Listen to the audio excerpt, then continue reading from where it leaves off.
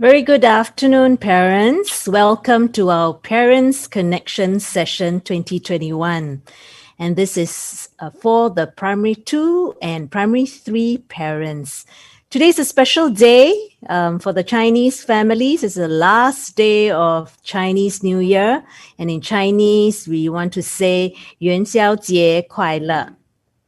Okay, I hope that in the video that you've just watched, you enjoyed it, the P2 concert, as well as our very own rendition of 恭喜恭喜 in our musical garden. I hope you enjoyed that too. Okay, let me just take you through this whole session. There'll be two segments. The first segment, it'll be a pre-recorded video of me sharing with you some of the updates in Lakeside, followed by the VP briefing on the EduSave Merit Awards, as well as the new 2021 PSLE, which your child will be participating in a few years. So there will be a QR code at the bottom right-hand corner, but I encourage you to listen to the briefing before you send in your questions, because your questions may be answered through the briefing. Okay, and the second segment will be our live Q&A segment, and we hope to hear the questions that you have for us, and we will try our best to answer your questions. And if we do not, we will get back to you either with a phone call from the form teacher, or we will respond to you via email. Okay, we will transit to the video segment in a while, and we will see you right back here in a while for the live Q&A. So we will transit right now. See you back here. A very good afternoon to parents. Welcome to our Parents Connection session. We're glad to have you join us this afternoon. I'd like to begin by thanking you, because without you, without your partnership in 2020, we wouldn't have been able to support your children as well as we did. We hope for continued partnership in this year and the years to come. We begin with our vision, mission, and values, because this is the backdrop from which we plan our programs and all the activities for your children. Our vision, lifelong learner, virtuous leader. And our mission is to provide quality education in order to nurture wholesome individuals. And these are undergirded by our school values that are evergreen to develop children who have these values of love, perseverance, responsibility, integrity, diligence, and respect. And this is the center of the values, the programs that we nurture in our children. And we do all that so that we can grow and nurture children with these learning dispositions: critical thinker, creative problem solver, active contributor, responsible leader, and confident communicator. We hope to develop in our children these positive learning dispositions that will actually follow them through their life and will benefit them as they use these skills in their life. And you can find these learning dispositions outlined in the Student's Handbook as well on pages 12 and 13. And if you have the time to engage your children in conversations about these learning dispositions and how they can demonstrate these dispositions. The programs for the year, we have various programs and enrichment and activities planned for your children. Let me begin with the theme for 2021. In the last 2 years, we have the themes of Rise Up to the Challenge and Shine as Leaders. And this year, our theme is Riding on Waves of Opportunity. Let me just share with you the meaning and the intent of this theme. Riding. You see that the word riding is a continuous form, and we're hoping to emphasize that continuous movement, continuous improvement, where we do not remain static. And that would require us to have that balance, our students to have that balance and agility in order to ride on the waves. The second part of the theme, waves of opportunity. When we talk about waves, we think of waves swelling and ebbing. And it's the same for opportunities. Opportunities come and go like the waves. And we would like our children to catch and ride the waves.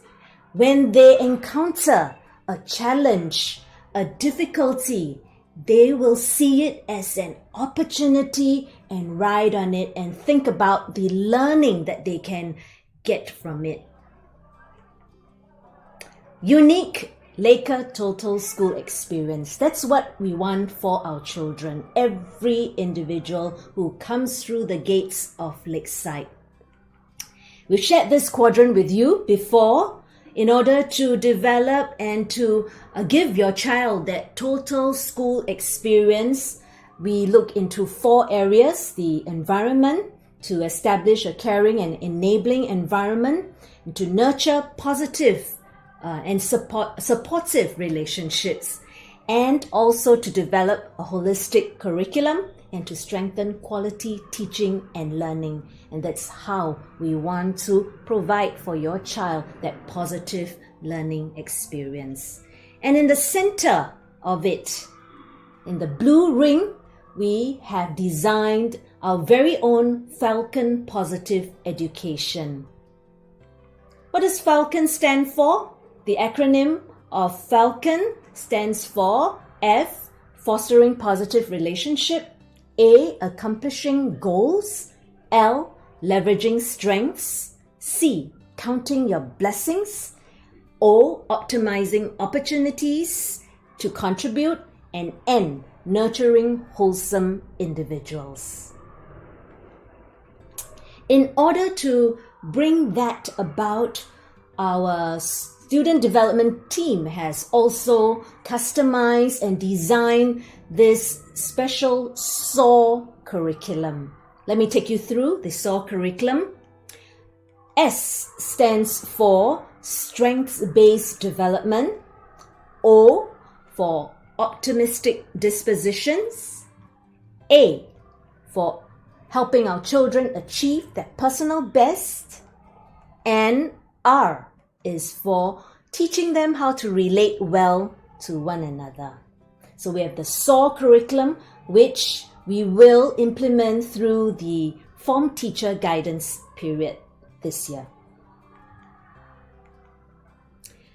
So for the top half of the Lakeside Total School experience, we look at the environment and the relationships. And when we talk about the environment, we're talking about the physical environment where it's safe and where our learning spaces are developed and designed to encourage learning, even as the children explore the spaces around them.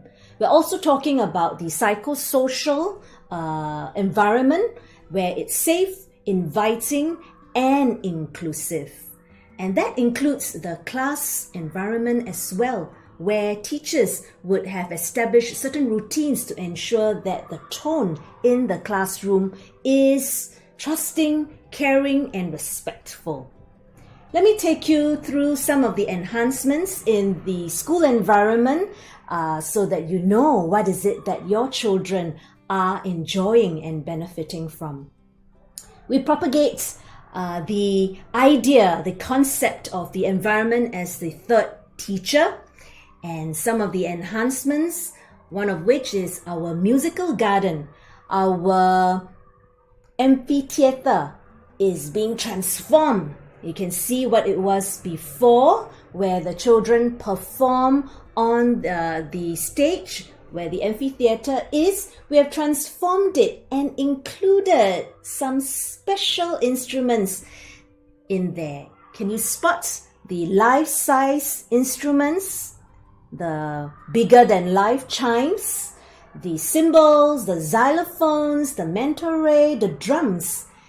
We want to ensure that in the environment, we make these instruments accessible to the children so that they can enjoy playing with these instruments as well as explore and experiment.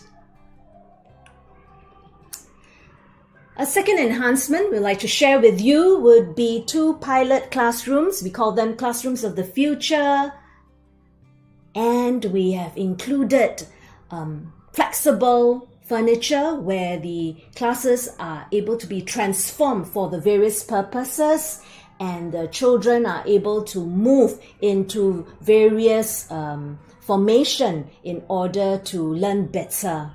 We also have various spaces, learning spaces at the back of the classrooms, at the side of the classrooms, where the children can learn, can explore, and interact with one another through interacting with the activities that's been placed at the back of the classrooms as well.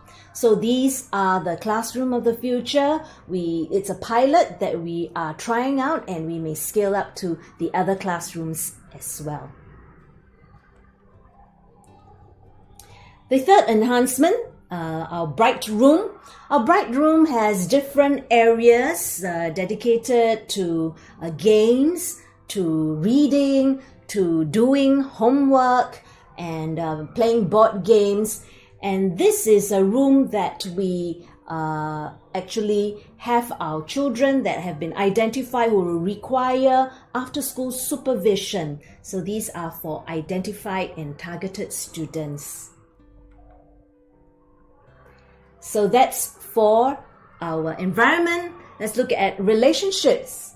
While relationship with teachers, between teachers and students, is important, relationship between students, among peers is just as important. So this year, we have the Peer Support and Relationship Program, where we believe that every student is able to be a peer supporter and to look out for one another and to support one another. And there are also selected students who will be trained as peer support leaders. We do all that so that every child can feel safe, accepted, and empowered in the school.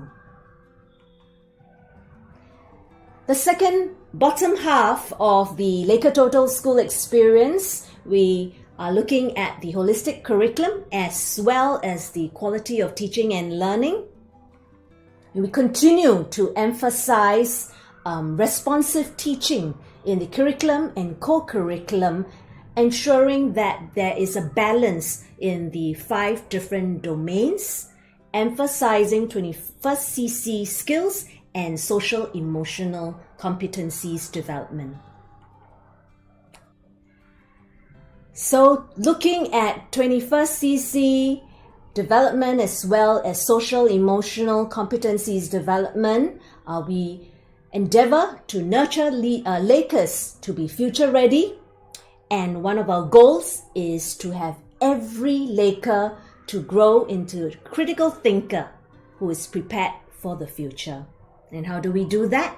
We have our Learn to Think to Learn movement in Lakeside at the various departments, and it's pervasive throughout our programs. So there is MTV, our Making Thinking Visible routines, which our teachers use in the classrooms, the elements of thinking, which our teachers also engage our children in discussion, the various subject-specific pedagogy where they use thinking. For example, in math, they use the RACE acronym.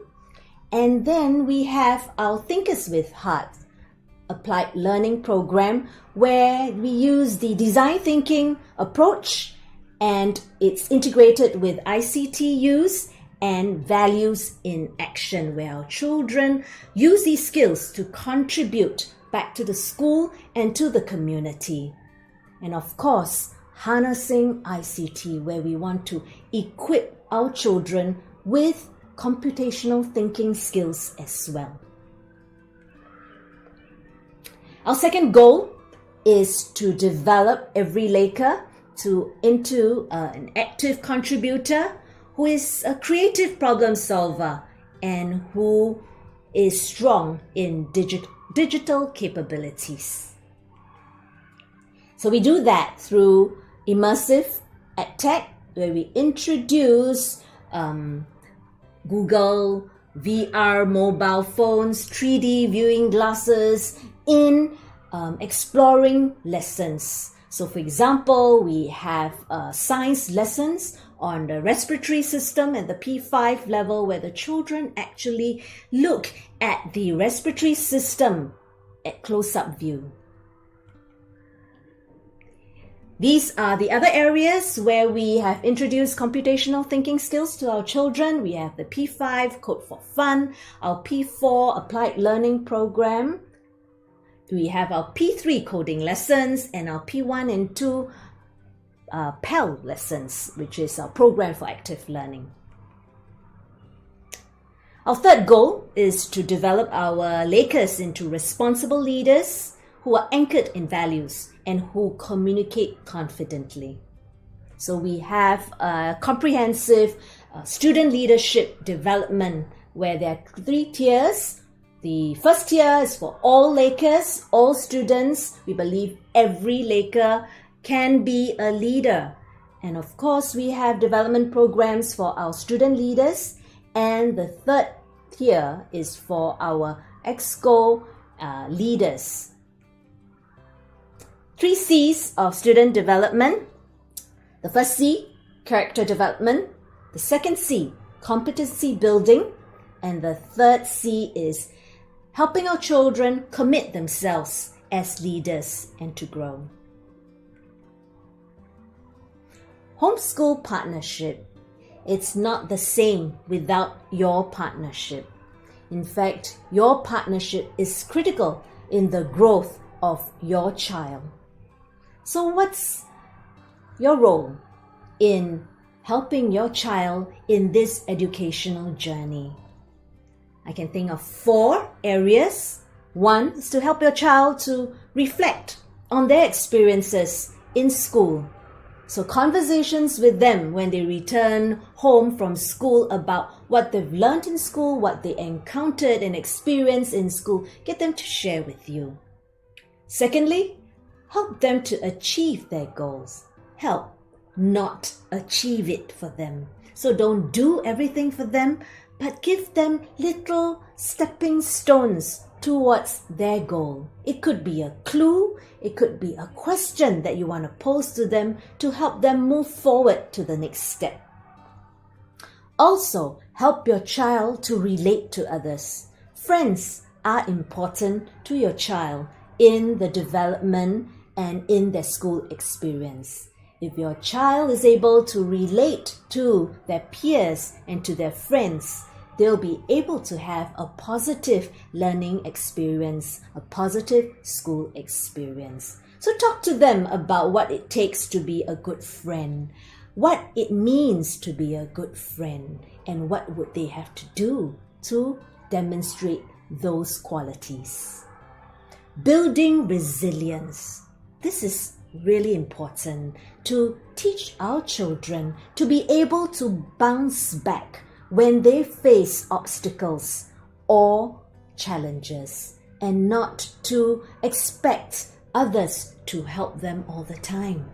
So do talk to your child about some of the challenges that they face and encourage them to overcome them bit by bit. Support them as they do that.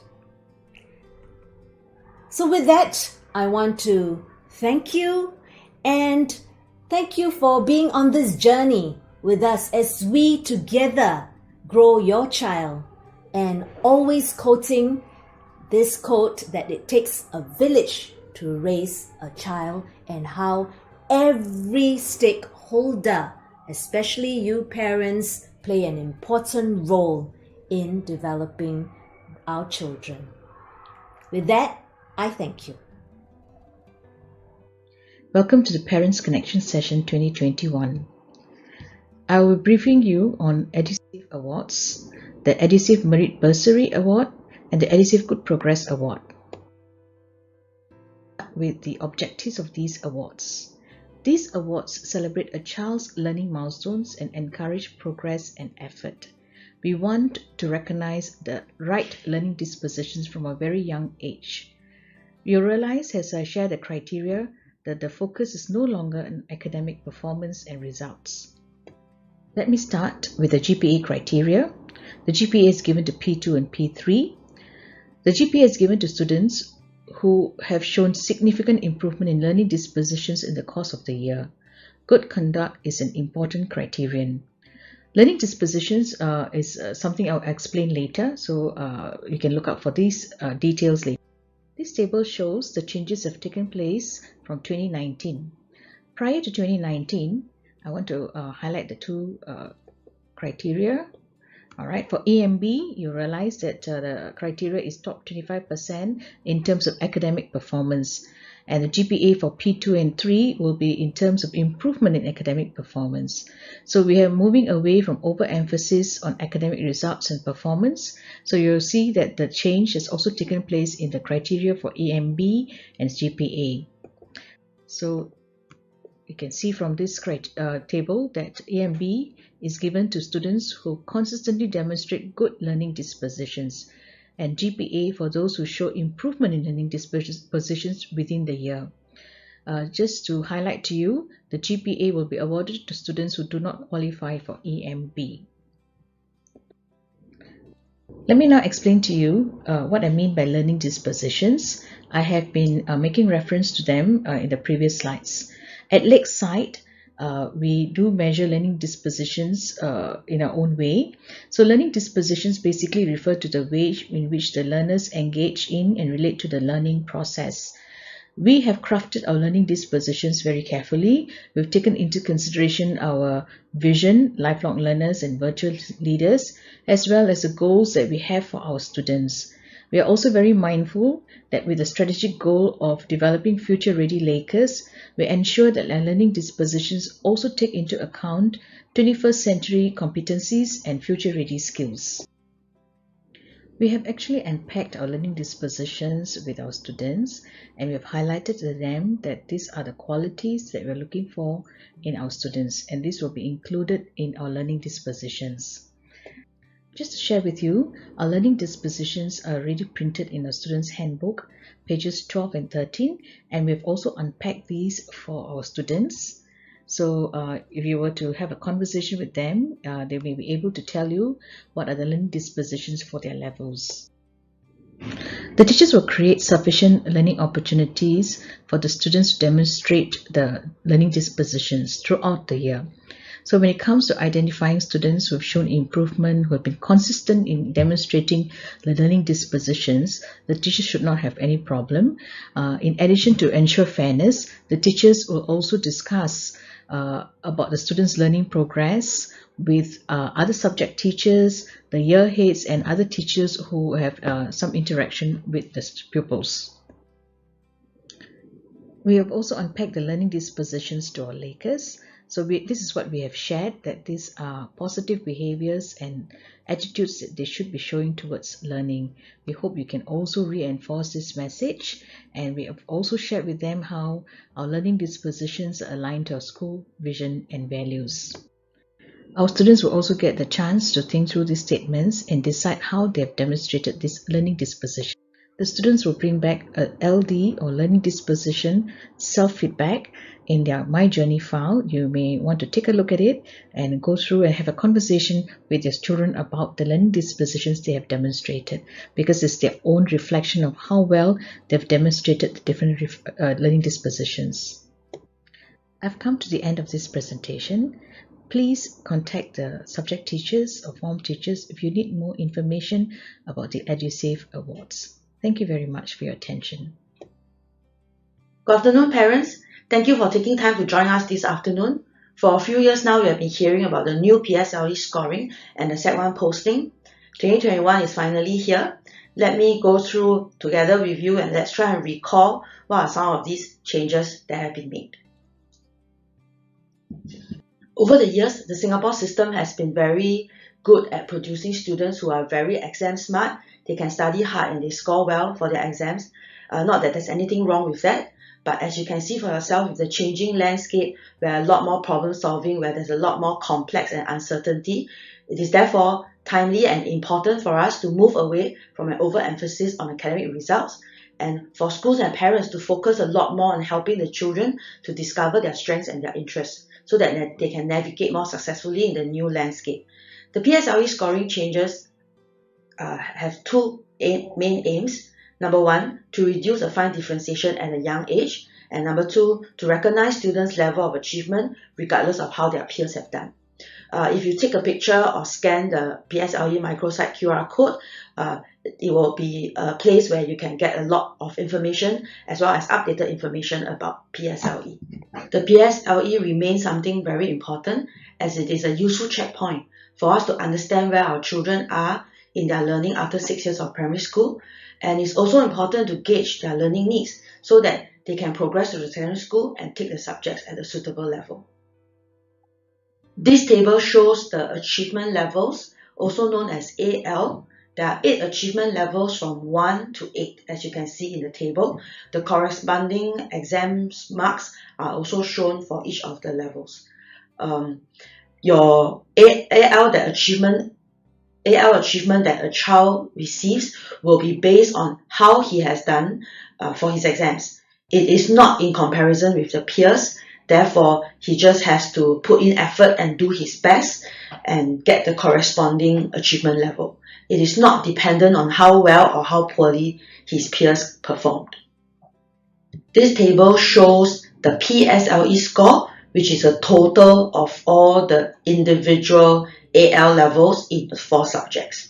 So if you look at the example on the left, with an AL 3, 2, 1, and 2 for the various subjects, 3, 2, 1, and 2 will add up to a PSLE score of 8.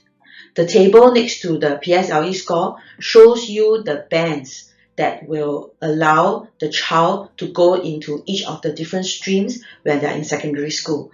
The PSLE score ranges from 4 to 20, also reflects the readiness of the child to take that particular course in the next lap of his education journey.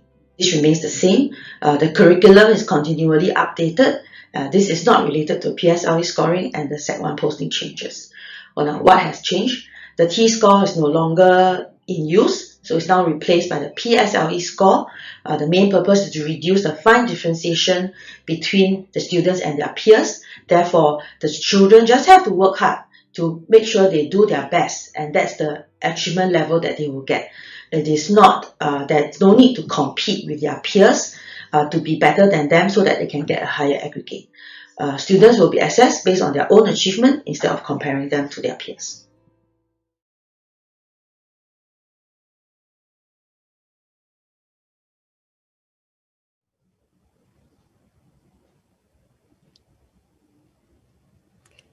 Good afternoon, parents. Welcome back. For those of you who've just joined us, we've just had a pre-recorded segment, and now we are going on to the live Q&A segment. Let me begin by introducing our panelists. From the top left, we have Mrs. Walker, our HOD for English. Hello, everyone. Then we have Madam Goh, our head for math. Good afternoon, everybody. And then next we have our head for science, Mr. Chin. Hi, good afternoon, everyone. Madam Low, your head for P1 and 2. Good afternoon, parents. My vice principal, Miss Tan. Good afternoon, parents. And my other vice principal, Miss Uma. Good afternoon, parents. Mrs. Chi, our year head for primary 3 and 4. Good afternoon, everyone. Mrs. Kuma, our subject head for Tamil language. Hi, good afternoon, parents. Madam Lin, our senior teacher for Chinese language. Good afternoon, parents. Mrs. Cheng, our level head for math. Hello, good afternoon, everyone. Let's begin and see what questions that you have. And I would like to remind you that if you do have a question, do send it in via the QR code at the bottom right-hand corner of your screen. Our first question is a question on CCA. And could I get Mrs. Chi, our year head for P3 and 4, to answer this question? Here goes. Will there be CCA for primary 3 this year? Mrs. Chi, please. Hi, parents. Yes, in short, we are starting the CCA for the P3 students. The CCA sessions have actually resumed for the P4 to P6 students in term 1. The sessions are generally conducted either in face-to-face mode, virtual mode, or a blended approach of both. In order to ensure that safe management measures are in place for the existing CCAs, we are starting the CCAs in phases. In term 2, our P3 students will go through virtual eCCA experience. So during the eCCA experience, the students will get a better understanding of the different CCAs being offered in the school. Thereafter, students will be given about a week to make their selection. The respective CCA teachers will then notify the parents once the allocation has been done.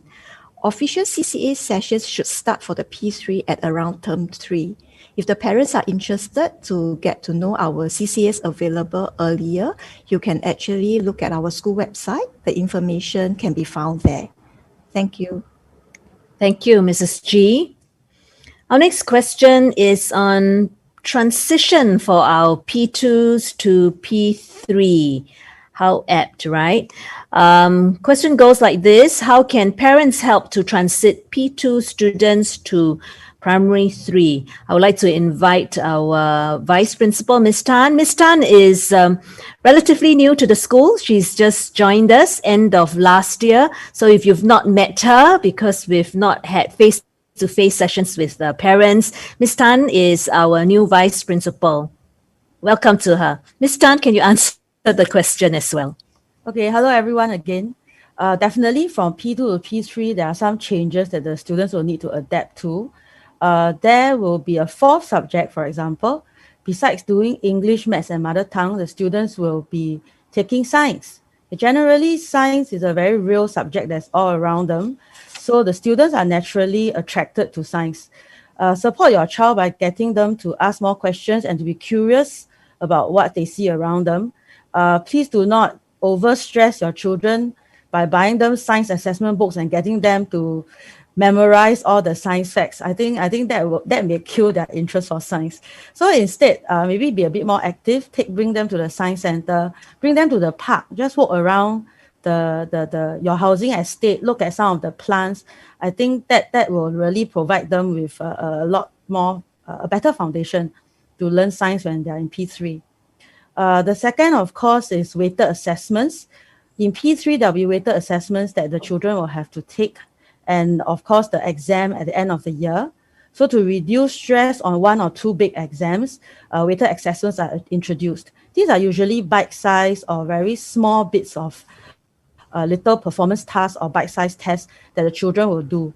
The weighted assessment generally are paced along with the curriculum of what the children are learning in the class at that time. So do encourage your children to put in effort regularly to learn, to do their homework. As simple as paying attention and being active in the classroom will be very helpful to their learning. If they're unsure, do encourage your children to ask the teachers for help. I think at this stage, it shouldn't be about preparing them for assessments or exams. Do focus on developing good study habits and engaging your children in joyful learning rather than cramming for exams. I also feel that you can help your child best by encouraging them to adopt a spirit of learning. I think as part of learning, making mistakes is natural.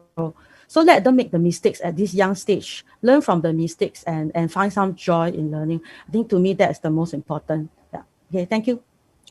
Thank you, Ms. Tan. So it's about the learning process and the learning dispositions that we want to imbue in our students, especially at the young age, so that with these dispositions and that enjoyment of learning, they'll be able to go far. And it's a life skill that will see them through life. Okay, so thank you, Ms. Tan. Our next question. I would like Ms. Uma to take this question, please.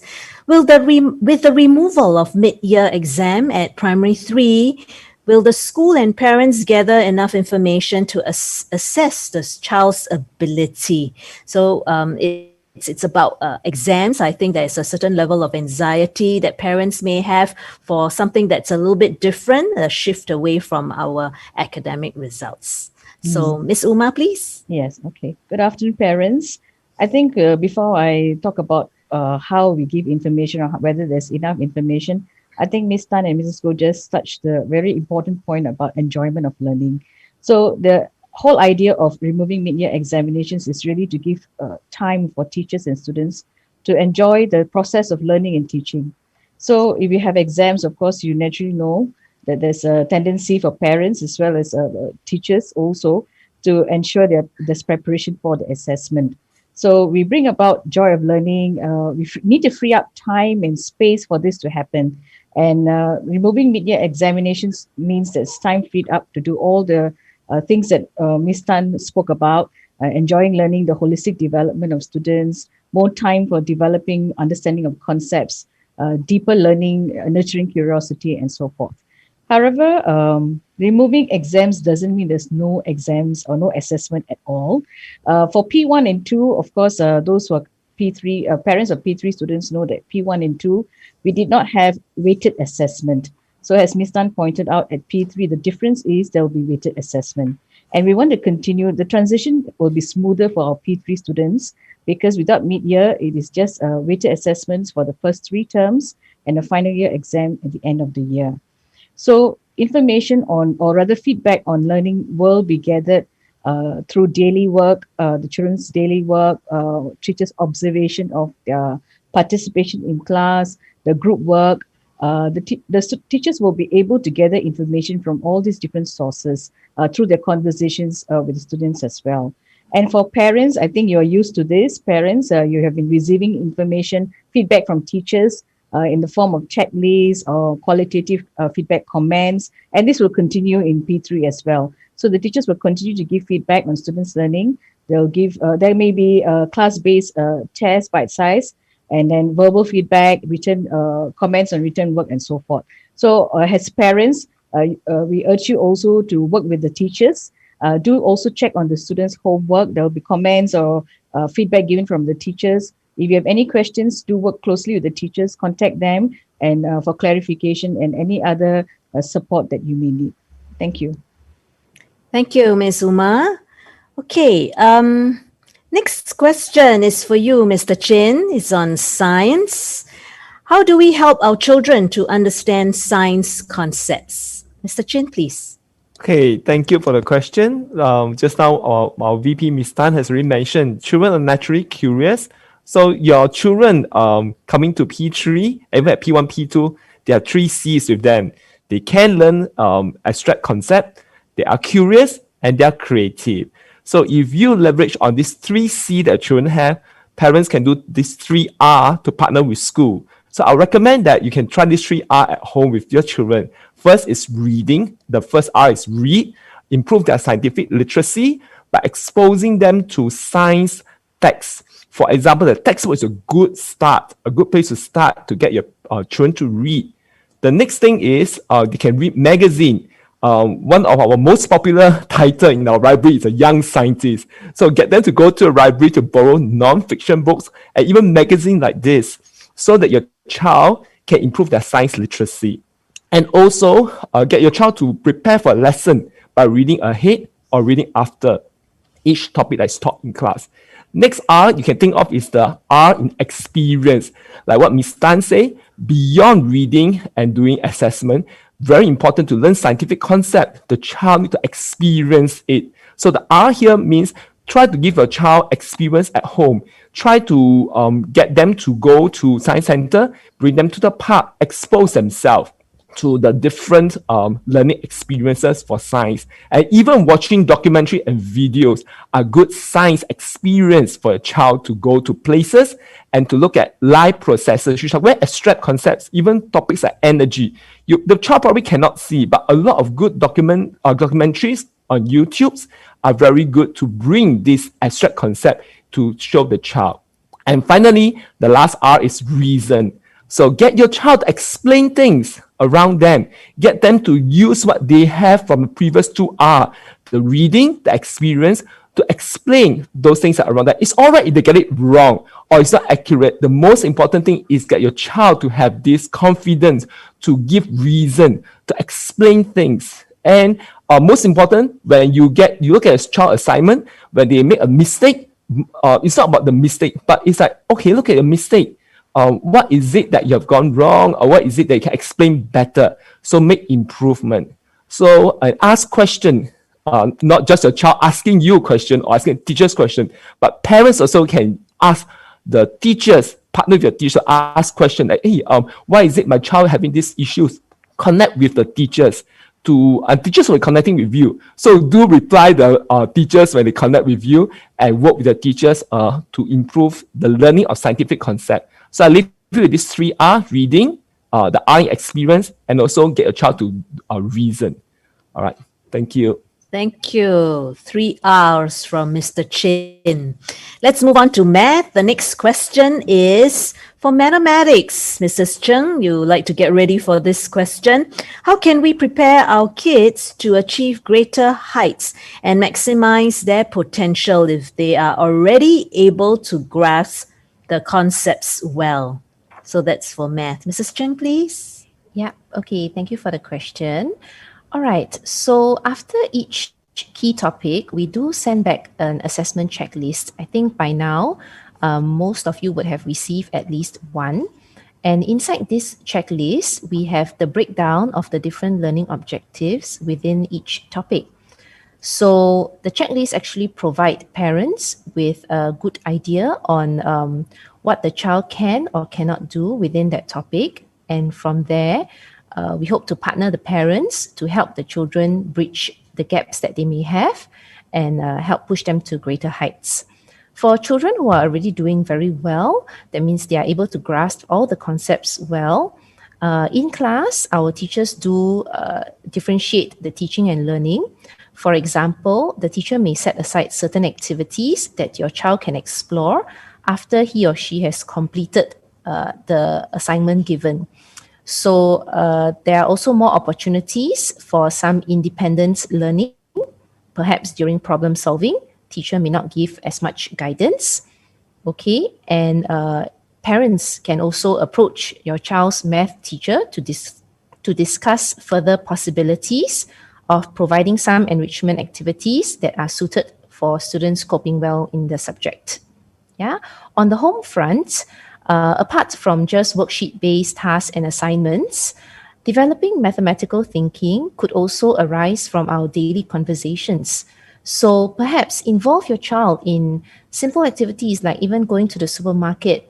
Ask your child to evaluate what is the best product to buy based on the price or the discount that is given. So involve your child in this way, or even working out a schedule for a family fun week, or organizing a family meetup. Yeah, these are authentic situations that could encourage them to think and reason. Yeah, okay, thank you. Thank you, Mrs. Cheng.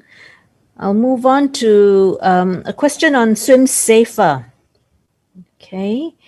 Mrs. Chi, would you like to take that question on Swim Safer? Will there be Swim Safer lessons for Primary 3 this year? Mrs. Chi? Okay, so for the swimming program, the school is definitely looking into resuming the Swim Safer program for the P3s, but priority is given to the P4 students this year because they had missed the Swim Safer program last year. So once the P4 students have completed their Swim Safer program, and if the pool is available, resources are available, and the situation permits, we will definitely arrange the P3 children to go through the Swim Safer program this year. If not, probably next year they will have the Swim Safer program if we are unable to allow them to go through the experience this year. Thank you. Thank you, Mrs. Chi. Okay, looks like there's some questions coming in. Okay, let's look at what's the next question. Okay, Mrs. Kumar, would you like to take this question on mother tongue? My child does not speak mother tongue at home. How can I help my child? Mrs. Kumar. Thank you for the question. Well, this is a very common issue among our students nowadays, and teachers are very fully aware of this. So we have been giving a lot of emphasis for the speaking and listening skills development in the lower primary levels, especially the P1 and P2 levels, to build up the foundation for the language. But saying that, however, the 1 to 1.5 hour of exposure in the mother tongue class or even in school is not sufficient for the students to pick up the language and to start speaking in mother tongue fluently. So it will be good if mother tongue is used at home on a more frequent basis. Maybe for a start, you may want to expose them to the mother tongue TV channels like, Channel A, Channel U, Surya or Vasantham, or even the radio channels, and get them to listen to more mother tongue songs or news. Do remember the vibrant mother tongue learning environment and language exposure will help in mother tongue learning. Also start conversations with them using mother tongue language. You have to start using it first, role model it to them, and encourage them to respond back to you in mother tongue. It is okay even if their response is in bilingual. We just want them to feel comfortable using the language. So don't correct them too often for this time.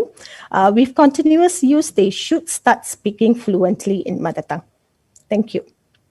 Thank you, Mrs. Kumar, for tips. I remember when my children were younger and we wanted to encourage them to speak the mother tongue, and we said, okay, on Monday, Wednesday, and Friday, we'll do English, and then Tuesday, Thursday, and Saturday, we'll do Chinese or Mandarin, and then Sunday is a rest day. So maybe that's something you want to try to engage them and to also to role model for them, you speaking the language to them. Okay. Next question is on, okay, let's look at the next question.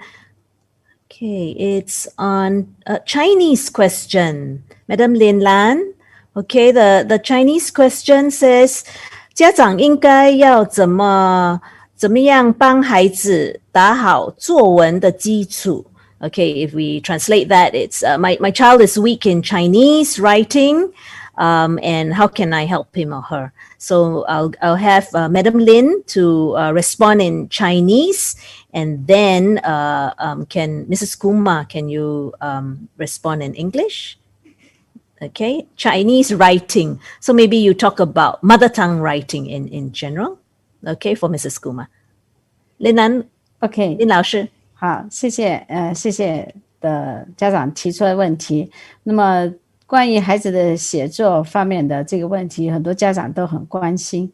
我觉得家长们可以参考孩子每次写作的时候，老师提供的一份自我检查的清单。其实这份清单在他的孩子的课本当中也分在不同的这个单元里面。都有这个写作的要求，所以家长可以根据这份检测的清单呢，就可以发现孩子掌握了哪些方面的技能，还有哪些方面还有待进步的。那么你就可以根据这份清单跟老师交流沟通，然后制定出帮助孩子学习提高他写作能力的这个方法。然后我也是觉得可以鼓励孩子们在家时常进行练习，比如说家长就是充分的利用机会，比如说低年级的孩子他们喜欢画画，可以让他们画一个他们喜欢感兴趣的东西，然后鼓励他们用简短的这个华语来表达写作，也可以让跟孩子交谈，说每天在学校当中发生的事，让他们画一画，谈一谈感想，或者写下来，用简短的华语来写下来，或者说，比如说最近他们经历的这个华人新年他对这个新年也很感兴趣。今年的情形跟去年的有什么不同今年他们在这个疫情情况下庆祝新年的这个方式都有所改变。你也可以让跟孩子沟通，然后让他们写一写、画一画、谈一谈他们的感想、感受。那其实在学校里面，老师是有进行训练学生的这个句式结构的这些练习。那我觉得家长也可以在根据这个学校老师提供的这种框架句式结构的框架，多给学生进行复习，然后让他们学会正确的表达。同时呢，我觉得家长也可以有机会的话引导学生孩子去多读一些优秀的作文，学习那里的好词佳句，然后帮助他们学会怎么运用在他的写作当中。我觉得从这个学校和家里互相配合的话，就一定能够帮助孩子的在写作方面的基础打下比较扎实的基础希望这些意见对您的孩子都有帮助，谢谢。好，谢谢林老师。I'm sorry, I think that would have been quite a challenge for Mrs. Kumar to understand, right? Yes. Kimberly, would you be able to quickly summarize what Lin Lan mentioned? Okay. So we share the parents' concerns about writing. So Madam Lin shared a couple of tips and things that parents can look out for when it comes to writing, I think for mother tongue in general. So she firstly shared about using the checklists that are given at the end of every unit where the expectations are stated. You can make use of the checklist and look at the areas of strengths, areas for improvement that your child may have. And also use that as a basis for communication with the teacher. So you could discuss with the teacher on how your child can improve.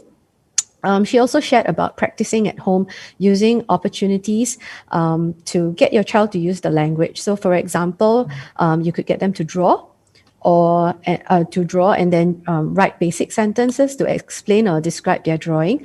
She also shared about making use of events that they have experienced in school. So for example, for Chinese New Year, we are celebrating Chinese New Year under different circumstances because of COVID-19. So this is one area that children can talk about. So it's okay if they use very basic mother tongue, a very basic language, vocabulary, sorry. She also mentioned that the school does provide some compositions for references. Your child can have a look at them, pick up good phrases and learn how to use it. But most importantly, it's about homeschool collaboration. So with the combined efforts of teachers in school and parents at home, hopefully your children will be able to see much improvement in their composition writing. Thank you. Thank you, Kimberly. Thank you, Mrs. Walker. I call her Kimberly. Okay, our next question. It's about the seating arrangement of our children. Okay, so could I get Mrs. Chi to respond to this? The question says, when can our children be allowed to sit in pairs? Children are still young and they need to interact with their peers. Okay, Mrs. Chi? Well, I guess that's really a genuine concern, whether children are still interacting in school. I can assure the parents that yes, the children are still interacting in schools, even though they are not seated in pairs or groups at this moment. There are many opportunities for the students to interact while maintaining that safe distancing. So these opportunities include in-class pair activities, group work of not more than 5 students, PE games, music games, and even artwork doing together. The school is also facing in You Play at Recess by level to create more chances for the students to interact during their recess. Therefore, do rest assured that looking beyond the formal seating arrangement, the school has definitely implemented healthy social interaction guidelines and programs to support the well-being of the students. Thank you. Thank you, Mrs. G. So I hope that you are assured that your children are interacting. I think they are more than interacting during recess and in class. In fact, the school is a place where they can interact and safely and not be stopped by the ambassadors, the SMM ambassadors, right, who dress in red, similar color as us today. Okay, next question for our math head, Cynthia, Madam Go. Okay, my child is weak in model drawing. How can I help my child improve in model drawing, and can other methods be used? Madam Go, please. Thank you for the question. Yeah, there's two parts of the question. Let me just address the second one where they ask about if other methods could be used. Yes, definitely. I think ultimately, if the child can show understanding through what they write, all methods are accepted, right? And then let's go back to the model drawing question. If your child is weak in model drawing, first we have to understand why is it that we have used model drawing in our curriculum.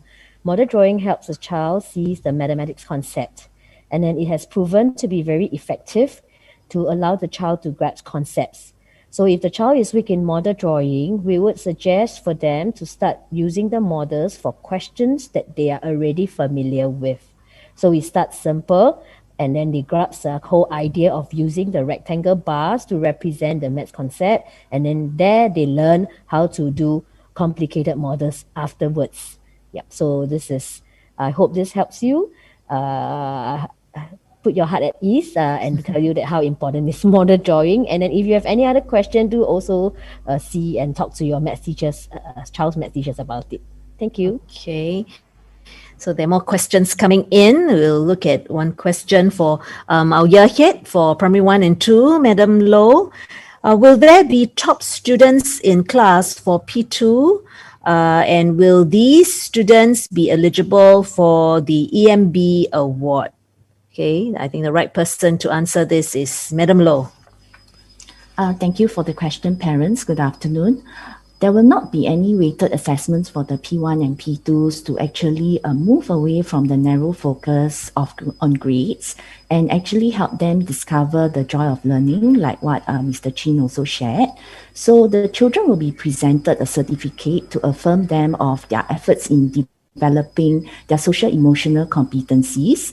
So the form teachers will actually have a simple ceremony in the classroom to present certificates of achievement to every student in the class. These certificates will be based on the school values, our L Pride.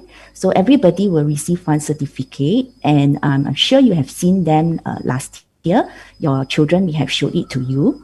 So for the EMB, the nominated students who have consistently displayed the learning dispositions will be eligible for the EMB award, provided if the monthly household income does not exceed 6,900 or a per capita amount of 1,725. Okay, that's all. Thank you. Thank you, Madam Low. The next question is asking about students splitting into different classes or moving into different classes from P3 or 4 onwards. How will they be split, if any? I think it's about putting the child in the right class where he or she can learn best. Yeah. Could I invite Miss Uma to answer that question, please, Miss Uma? Okay. So I think you're aware P1 and 2 they move from one class to another, with their same friends. So from 3 to 4 is also the similar idea. They will remain as a class at P3 and P4 with the same classmates. I think this is because we want them to build strong relationships, and social skills are important. And if they are with familiar friends, they're able to also build that rapport with their friends and create new friends as well when they get to go to mother tongue class, when they meet other students from other classes. So the next change will be at P5.